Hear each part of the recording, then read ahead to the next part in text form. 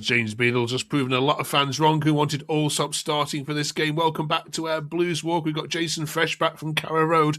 A very happy Jason, of course. We were wondering whether those away wins at Oxford and Sheffield Wednesday were just because they were lower down the league. Not so. Birmingham City have officially put their away day blues behind them and, whisper it quietly, heading to the playoffs. What a performance at Norwich and what signings we've had. Plus, let's talk about Chris Davis, shall we? And put some credit on the man's name. The Boo Boys have gone. Coming up this week, then, we're talking about are we falling out of love with football as a nation? We're doing the letter Q in our A to Z. Plus, we're looking at League One and who do we want coming up from there next season. Jason, we might not even care, might we? Because we might not even be here to see them. How are you? Yeah, not bad. I'm pretty happy after yesterday's performance. Good, yeah. Second half, it was a bit nervy, but I mean, crikey, flew out of the blocks. It was just both sides of football. First half, it could have been 5-6, and the second half, they 100% had a rocky up their arse, Norwich, and they've came out and played, and we've done the dirty side of football, and we've defended for our lives. And to be fair to the lads, they were cracking, all of them. Yeah. Let's talk about Beadle then, shall we then? Last week on here, after the Leeds game, we were saying we were putting the point of view that Allsop should now start. Were you jumping on board with that point last week? I can't remember, Jason. No, I've always been in the Beadle camp. I can quite fairly understand the Ryan Allsop argument because his distribution and as an attacking threat for us is ridiculous, but I've always been in the camp that I want my goalkeeper to be a goalkeeper first and foremost. And yes, they just proved why he's the number one and why there's potential rumours of us getting him in the summer because he is a big reason for some of the quality of saves he made. Is the reason why we got the 3 points.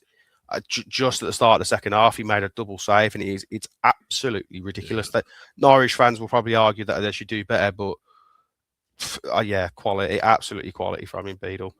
Yeah, so look at the social media takes from it show where nobody else has done it. Here's your James Beadle appreciation post from Blues Extra. Blue Nose 79 saying, I thought he was absolutely outstanding today. It's a shame some people insist on judging players for their past performances and not what they've seen on any given day. I mean, why is there such a hang up on Beadle? I mean, all goalkeepers have got an error in him, but it seems that some Blues fans just haven't warmed to him as we might have expected. For me, I think there's a few reasons. I think last season, because we were so good at not letting the ball go in our net, the quality of the team versus the opposition. Ryan Allsop's distribution is an absolute joke. Beadle doesn't have that. There are times when you can tell that he's a 21-year-old goalkeeper. He sometimes might flap at summer or he might parry it, but that will come with age. Like he's currently 21, playing for the England under 21s. He's at Brighton for Brighton don't sign any old player, and he's. I think people just need to just let it be. He's 21 and he's going to be absolutely fantastic. And there's a reason why a lot of managers have picked him as well. Like, I get the argument for Allsop, but yeah, there is a reason why he's the number one. Okay. Let's just bring in. Pause at that. Let's bring Paul in then and get his view. Hi, Paul. How are you doing? Good win, that one. Yeah, not bad. I think it shows a decent level of intent, doesn't it? They're in good form, and we were able to see the game out. Yeah, let's have a look at some more social media takes then, shall we? This one from Shay. Carlos is way too good to be playing in the Championship, Paul. Do you agree? I looked at it last night or yesterday afternoon at some points, but I'm glad he's on our side and not on somebody else's. So some of the tricks that we've seen on social media, Jason, over the weekend have been just phenomenal. Who's found him?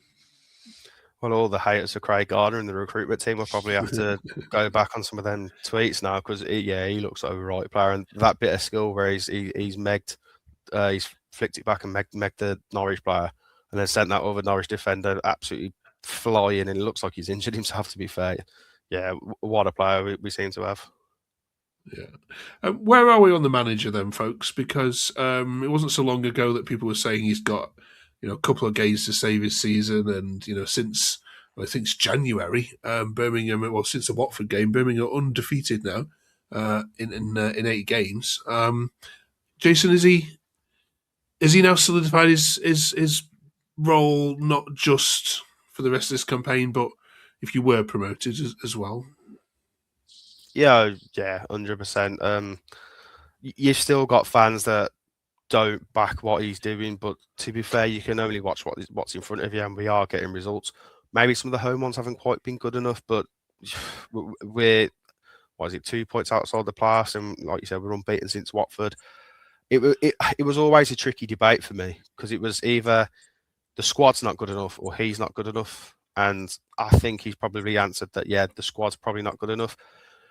I think he might have to be a bit more pragmatic if we get into the Premier League, because you can't just throw tons of money at it, because we're just not going to be able to compete with your big boys. So yeah, I think that'd be an interesting challenge, but he's won me over, because I was half and half, but he's won me over, and I'm fully Chris Davis in. Let's see what happens now. Yeah, I mean, Paul, you were never fully Chris Davis out, weren't you? But you were getting close.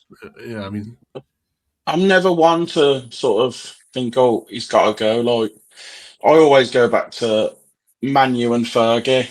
Like, they could have sacked him, and then he went on to become the greatest manager that anyone's ever seen. So I just think sometimes you've got to give them time, and you've got to give them the right. Not every signing's going to work. You got to build the right squad, get the right players in. I think it's his. He's still learning on the job. He's inexperienced manager, and he's still learning what he's got to do. And I think he's showing that he's learning and he's getting better. And my criticism of yesterday's game was the second half. We looked like we were just going to come out and defend a 2-0 lead, and we just get by. We grind it out in the end and just get the win. But he could have come out for the second half, got another goal, and tried to kill that game off. But he chose to defend instead. And that's the only thing that I think he's learning. But we get the 3 points, so you can't moan. Oh, well, I don't think you can moan anyway. Don't trust me, people have moaned. What are they moaning? What are they just about the second half performance? It wasn't good enough, but like I just look at it. They've had an absolute rocket up their arse, because Norwich were awful, and they've come and absolutely had a right go at us. We had the 2-0 lead. They had to come and have a go. And to be fair to Davis, he did change it where we were getting overrun. He took Prisk off and he put another midfielder on. Maybe he went a bit too defensive, but he changed it. We got the 3 points. Sometimes there are just fans that you can't please no matter what. Oh yeah, some people just like to moan. I think is just where you're at with it sometimes. Yeah, Alec Dixon says, chuckled another away when he felt Prisk gave Blues another dimension. Yeah, on his first league start. Yeah, looked good for the playoff race now. Yeah, let's talk about Prisk, shall we then, Paul? What have you made of him? I like him. I think he's a big, strong lad. He shows he's got good control and stuff. When the ball's pinged, he took it on his chest and pulled out a little overhead kick. I think he doesn't quite give you the pressing that Stansfield gives you, but when we play long or when we get it into the box, he gives you that. He's a big, strong boy that can hold it up, and he links well with Dutch. So it's nice to be able to take a player off and bring a player who's equally as good on. So you can start with Stansfield some weeks, and then you're not missing anything when you bring Prisk on. So I think it's nice to be able to make the changes and not think, well, we're weaker for it now. I think he's just as good. So yeah. And where are we with Dutch, Jason? I mean, Paul just mentioned him there. I saw a lot of praise this week for him. Are fans settling down on him as well? It's the same argument with the performance yesterday. He's like Marmite at this point. People either love him or hate him. I love him for what he offers us. Like, we're in February at this point. If you don't know what Marvin Dutch is going to offer us, then you're never going to like him. He's just because he's 6'2" or whatever it is. He's not your average number 10. Like, he doesn't like to have it at his feet. He pings it off, and very quick football. I think he's very intelligent, and I think there's a reason why he's playing most games. And I think he falls into the category of the players that Chris Davis trusts 100%. See, I love the bloke, and at the end of the day, wherever he's got his little flaws, he's scoring. He's on a decent set of number now in the league. So yeah, he's scoring goals for us, and as long as he's doing that, I don't think we can really complain. If the goals dry up, sure, but while he's scoring and he's offering stuff for the team, no, I love him. Paul, do you agree? Yeah, I think because he doesn't run around the way Stansfield does and the way some strikers do, and he doesn't offer much to the press, people think he's not working hard. But it's what he does in our link-up play and bringing other players into the attack and things like that is where he really stands out. So I think a lot of people judge how well a player's doing by how hard it looks like he's working on the pitch. But I think he just brings the little slide touches, the little knock-ons, the little flicks and stuff like that. It creates space for everyone else. Yeah. Are we allowed to talk about the P word or not? Should we give it? Are we allowed to? When can we mention it? When you're actually in sixth spot, or? No, I think we can talk about it now. Okay. I was talking about the start of the season, so okay. I was talking us, but finished second, so I'm happy to talk playoffs. I mean, a great set of results this weekend. Millwall lost, Ipswich lost, Hull lost. There's only really that Wrexham one that went against it. So, great set of results for the Blues this weekend. Up to 7th, Jason. You're one of the form teams in the league, along with Middlesbrough. You can do this, can't you? If it's that proper cliche of football that you just take it one game at a time, but for me, I don't see why not. The squad we've brought now, like the big issue with our squad was the impact off the bench. Now we've got a real quality squad. So like, I don't see why not. You've just got to do what you do, keep picking up results, and let's just see. For me, that game yesterday, and I think Chris Davies said it was massive, and I think that's probably our best win this season. Because I wrote us off before we even kicked off. I think I wrote us off last week, just because of just how informed Norwich are, and we haven't won there since 2002, and just little things like that. So winning yesterday, I think that is absolutely massive, and I think that can really push us on. Yeah. I suppose the test will be midweek against Millwall, Paul, won't it? Who didn't have a great weekend themselves, and then a home game against Borough, of course, next Monday night. On Sky, come through those two unscathed, and I think even the most cynical Blues fan will start believing, won't they?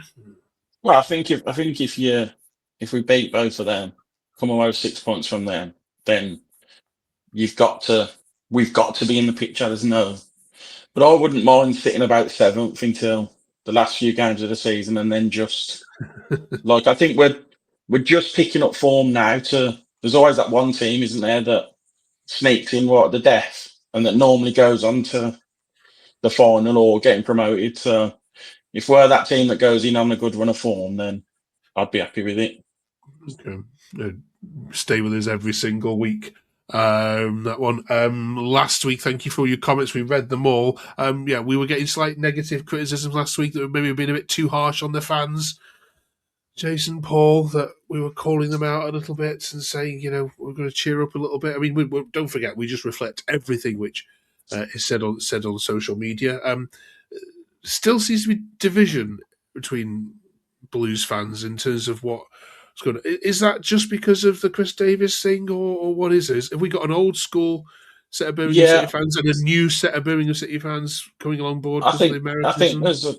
I think there's a lot of fans that became fans around the Carling Cup era that don't remember being down in the dumps and going through absolute torrid times.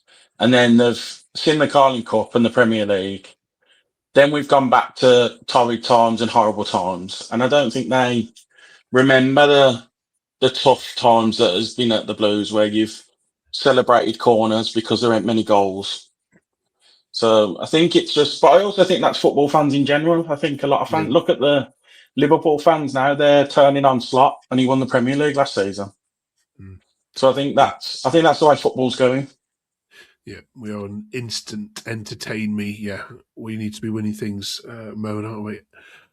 Cheers for that. Right, now you won't have been paying much attention to League One, of course, because, who cares? But if you were here next season. Who would you like coming up, Jason, in terms of a good away day from those that are hanging around the top level? So I do keep an eye on the League One. I love the EFL, to be fair, so I pay attention to all of it. Never It'd heard of be League nice. One. Yeah, that's a League One. For the sake of my bet and outrights, I'd like Stockport to come up. Okay. I would quite like to see Bradford come up and go back to back. That'd Right. be different. I also don't mind Lincoln coming up because it's just different, isn't it? Different, yeah. Yeah. Okay. What about you, Paul? I think Stockport were unlucky last season, weren't they? So maybe them. I think they will bore the brunt of us being in there and Wrexham doing their thing. So I think maybe they deserve it from last season as well. So Okay. Let us know your thoughts in the comments. Just a quick one on what's got people's talking in the pubs generally. So there's been some articles out this week about the state of football in the country and where we're at with it as a nation. So just aside from being a Blues fan at the moment, Jason, if I put it to you that we're falling out of love with football as a nation, would you be nodding your head along with that if it was a pub argument?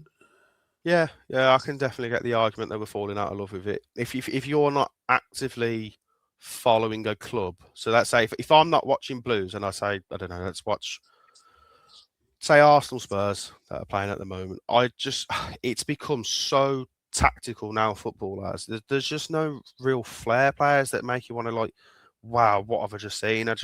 It's become, far like Arsenal are top of the league because of set pieces. Well, it just seems a bit naff, that does to me. So like, I think it's way too tactical now.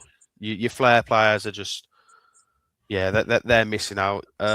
And it's becoming far too touristy, which isn't a big issue. But the more touristy it becomes, the more expensive it all becomes, and then your average Joe just gets priced out. And then you also then get football clubs completely missing the point, and then giving a portion of tickets to to ticket sites. Then ticket sites and sell it for a couple £100. Like there's a few things that are just absolutely killing the game. And as much as we want to go to the Premier League, if you become one of them elite clubs, it becomes so expensive, and the average fan just gets washed away. Yeah, wait till you've gone to your new stadium with your chimneys. There'll be lots of tourists then, Paul, won't they? Do you agree with Jason, Paul?